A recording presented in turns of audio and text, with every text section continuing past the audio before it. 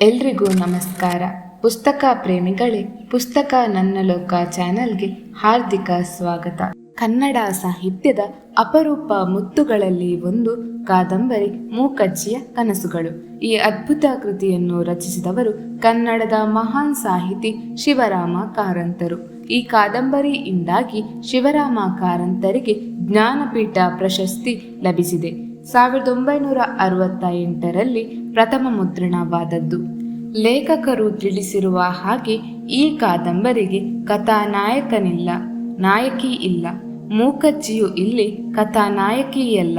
ಸಾಂಪ್ರದಾಯಿಕತೆಯಿಂದ ಹೆರಗಟ್ಟಿದ ಮನಸ್ಸುಗಳನ್ನು ತುಸುತುಸುವಾಗಿ ಕಾಯಿಸಿ ಕರಗಿಸುವ ಕೆಲಸ ಅವಳದ್ದು.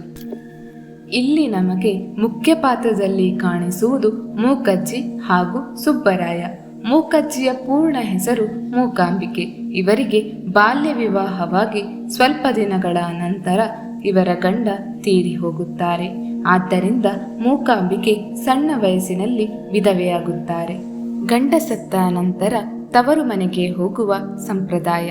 ಆದ್ದರಿಂದ ಮೂಕಾಂಬಿಕೆ ತನ್ನ ಅಣ್ಣನ ಮನೆಯಲ್ಲಿ ವಾಸಿಸುತ್ತಾರೆ. ಮೂಕಾಂಬಿಕೆಯ ಅಣ್ಣನ ಮೊಮ್ಮಕ್ಕಳಾದ ಸುಬ್ಬರಾಯ ಹಾಗೂ ನಾರಾಯಣ ಇವರನ್ನು ಮೂಕಜ್ಜಿಯು ಪ್ರೀತಿಯಿಂದ ದೊಡ್ಡ ಮಾಣಿ ಮತ್ತು ಸಣ್ಣ ಮಾಣಿ ಎಂದು ಕರೆಯುತ್ತಾರೆ. ಸುಬ್ಬರಾಯನ ಹೆಂಡತಿ ಸೀತೆ, ಮಕ್ಕಳು ಕಿಟ್ಟು ಮತ್ತು ಚಂದ್ರ. ಸುಬ್ಬರಾಯನ ತಮ್ಮ ನಾರಾಯಣ, ಇವನು ಶಿವಮೊಗ್ಗ ಜಿಲ್ಲೆಯಲ್ಲಿ ಪ್ರಾಧ್ಯಾಪಕ. ಮೂಕಜ್ಜಿಯು ಮೂಡೂರು ಎಂಬ ಸ್ಥಳದ ಬಗ್ಗೆ ಹೇಳುತ್ತಾರೆ.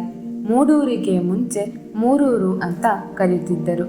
ಕಾಲಕ್ರಮೇಣ ಬಾಯಿ ತೊದಲಿ ಮೂರೂರು ಎಂಬುದು ಮೂಡೂರು ಆಯಿತು. ಅಜ್ಜಿಗೆ ಅಶ್ವತ್ಥಕಟ್ಟೆ ಹಾಗೂ ಮನೆ ಬಿಟ್ಟರೆ ಬೇರೆ ಯಾವುದೇ ಸ್ಥಳಕ್ಕೆ ಹೋಗಲು ಇಷ್ಟಪಡುತ್ತಿರಲಿಲ್ಲ. ಏಕೆಂದರೆ ಜನರು ಅಜ್ಜಿಯ ಜೊತೆಗೆ ಹಾಗೂ ಅಜ್ಜಿ ಜನರ ಜೊತೆಗೆ ಬೆರೆಯುವುದು ಅತ್ಯಂತ ವಿರಳ. ಜನರು ಅಜ್ಜಿಗೆ ಮರಳು ಅಂತ ಹೇಳುತ್ತಾರೆ. ಆದರೆ ಈ ವಿಷಯ ಸುಬ್ಬರಾಯನಿಗೆ ಒಪ್ಪಲು ಸಾಧ್ಯವಿಲ್ಲ. ಏಕೆಂದರೆ ಸುಬ್ಬರಾಯನಿಗೆ ಅಜ್ಜಿಯ ಜೊತೆ ಕೂತು ಮಾತನಾಡುವುದು ತುಂಬ ಇಷ್ಟ. ಸುಬ್ಬರಾಯನಿಗೆ ರಾಮಾಯಣ, ಆಲಿಬಾಬಾ, ಮಹಾಭಾರತ ಅಥವಾ ಯಾವುದೇ ಕಾಲ್ಪನಿಕ ಕಥೆಗಳ ಬಗ್ಗೆ ಆಸಕ್ತಿ ಇಲ್ಲ. ಸುಬ್ಬರಾಯನಿಗೆ ಅಜ್ಜಿ ಹೇಳುವ ವಾಸ್ತವದ ಕಥೆಗಳು ತುಂಬ ಇಷ್ಟ. ಮೂಕಜ್ಜಿಯು ಯಾವುದೇ ವ್ಯಕ್ತಿ ಅಥವಾ ವಸ್ತುಗಳನ್ನು ನೋಡಿದರೆ ಅಥವಾ ಮುಟ್ಟಿದರೆ ಸಾಕು ಅದರ ಭೂತ, ವರ್ತಮಾನ ಹಾಗೂ ಭವಿಷ್ಯತ್ನ ಬಗ್ಗೆ ಹೇಳುತ್ತಿದ್ದರು. ಇದು ಸುಬ್ಬರಾಯನಿಗೆ ಆಶ್ಚರ್ಯದ ಸಂಗತಿ.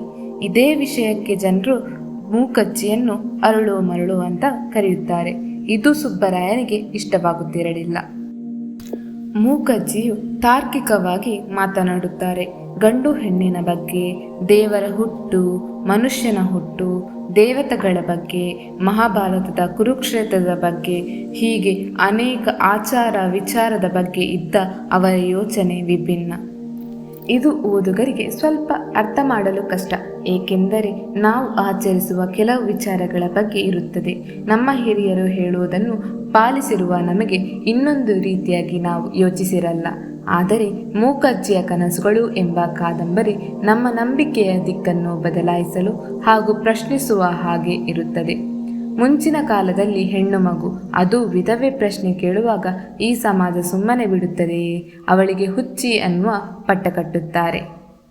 ಈ ಕಾದಂಬರಿಯಲ್ಲಿ ಜನಾರ್ದನ, ರಾಮಣ್ಣ, ನಾಗಿ, ನಾರಾಯಣ, ಅನಂತರಾಯ, ತಿಪ್ಪಕ್ಕ, ಮಂಜುನಾಥ ಹೀಗೆ ಕೆಲವು ಪಾತ್ರಗಳನ್ನು ನೋಡಬಹುದು. ಕೇವಲ 272 ಪುಟಗಳನ್ನು ಹೊಂದಿರುವ ಮೂಕಜ್ಜಿಯ ಕನಸುಗಳು ಎಂಬ ಕಾದಂಬರಿಯನ್ನು ಓದಿ ಎನ್ನುತ್ತಾ ಈ ಪುಸ್ತಕ ಪರಿಚಯಕ್ಕೆ ಪೂರ್ಣ ವಿರಾಮ ಹಾಕುತ್ತೇನೆ. ಮುಂದಿನ ಸಲ ಹೊಸ ಪುಸ್ತಕ ಪರಿಚಯದ ಜೊತೆಗೆ ಬರುತ್ತೇನೆ. ಧನ್ಯವಾದಗಳು.